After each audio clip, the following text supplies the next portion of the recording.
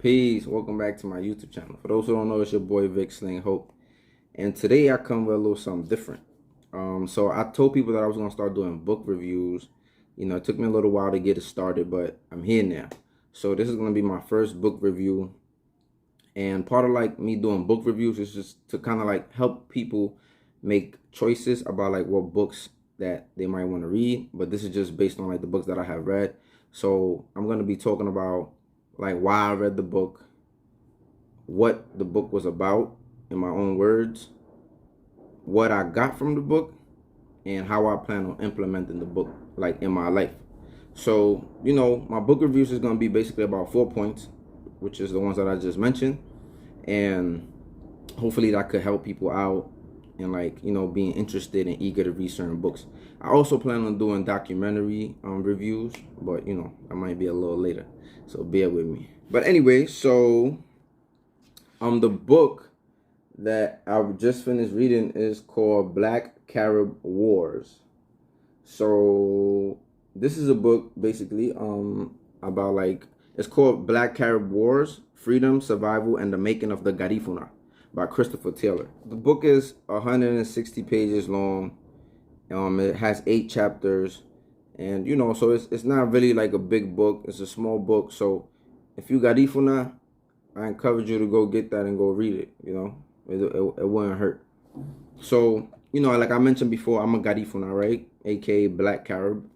And the book, the reason why I wanted to read the book is because like I mentioned before, like part of me becoming a secure human being, a secure man, and like, you know, decolonizing myself was to learn about my people and learn like who I was, right? Like being grounded, being rooted to the ground, right? So because that's some of the things that I did, that was one of the first things I did when I went to jail. I still kind of like am on a quest of like kind of like learning more about my people, and I'm actually interested in learning the language. I keep telling myself I am going to learn the language, you know. So that's kind of like the reason why I picked up the book. I wanted to know more about my people. I wanted to get like a more in detail, somewhat explanation about like what is their history, where do they come from, and stuff like that. So what I got from it, what I got from the book basically is that, you know, the Black Caribs, they are a mixed group of people. They are mixed with West African. It don't really pinpoint what part of Africa. They're just saying like, you know, from West Africa. They're also saying they're mixed with like Arawak Natives. So the Arawaks are a group of indigenous people that reside in what we call today South America. And damn near all the other indigenous groups came out of the Arawaks. So whether you think about the Inca, the Aztecs, the Mayans, the Cherokees, Blackfoot, Mohawk, Redskins, whatever people, I said Redskins. I don't even know that's a, I'm bugging. Nah, but like you get the point. Like whatever, a lot of like Tainos, a lot of these different indigenous groups that we hear about, they actually came out of the Arawaks. So, you know, their names changed through time based on different chiefs, on like, you know, migration and different things. So they basically mixed up of like West African, Arawak natives from the South, and Black and Red Caribs that resided in the Caribbeans. So they're basically trying to say that, you know, the same story we hear constantly all the time, that oh, that the African people that got here, you know, they got here through slavery and slave ships, and a wreck happened, a slave ship wreck happened, and this is how these people became free and they landed on this island.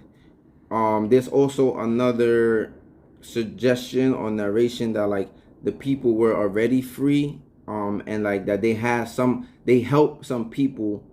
They saved some people basically that were on a shipwreck, some slaves that were on a shipwreck, and they helped them and they brought them on the island. And this is another thing that was added.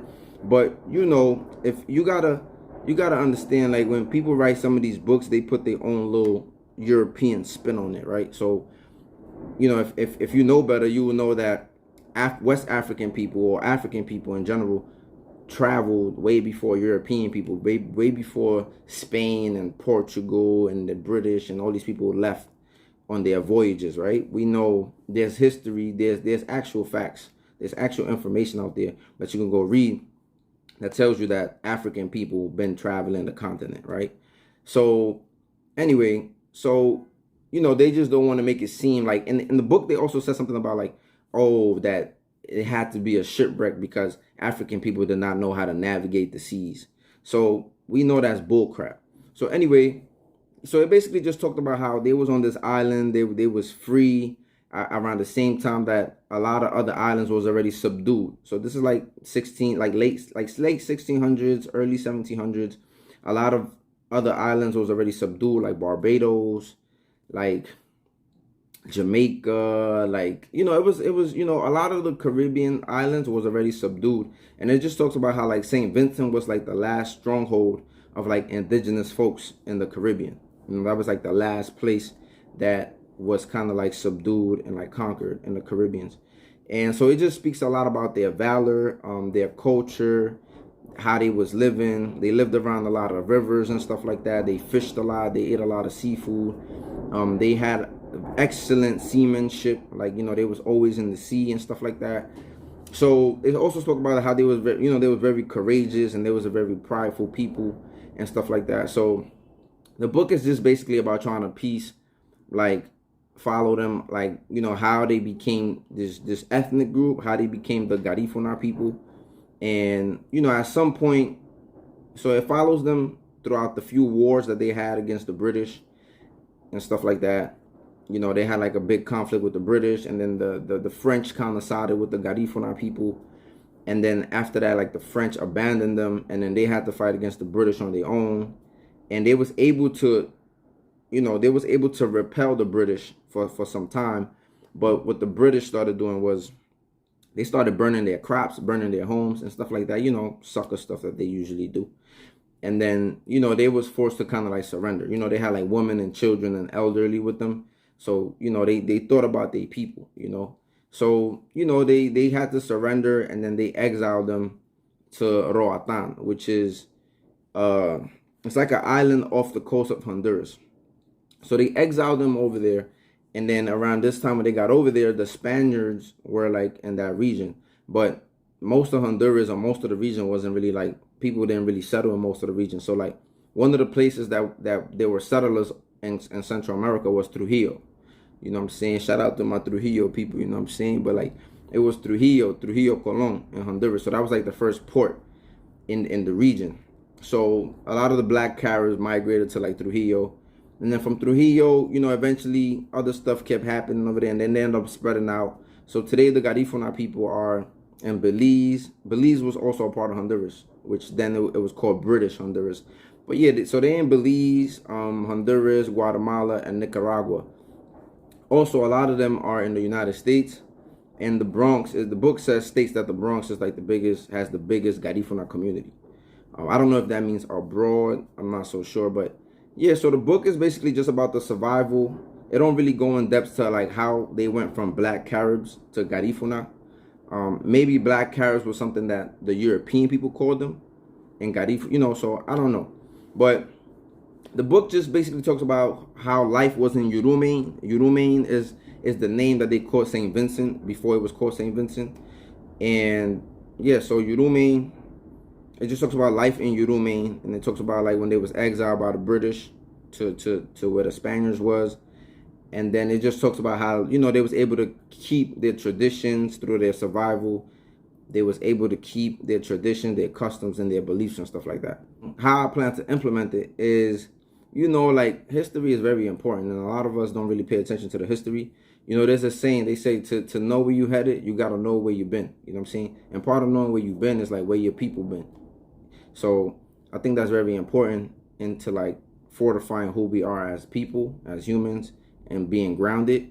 So yeah, how I plan to implement it, man, I just plan to like kick the knowledge to my people, like let them know like, yo, this is who our people is. Like, you should take pride. Like today, a lot of like Garifuna people, they don't even know Garifuna. They don't even want to be associated with Garifuna, and they adapt in different cultures. And we might be one of the only peoples that speak their language, that speak their uncolonized language. So I think we should be taking pride in that. I think we should take advantage of it if we can learn. I think we should be talking to like our grandmothers, our great grandmothers if they alive, you know, and getting that information.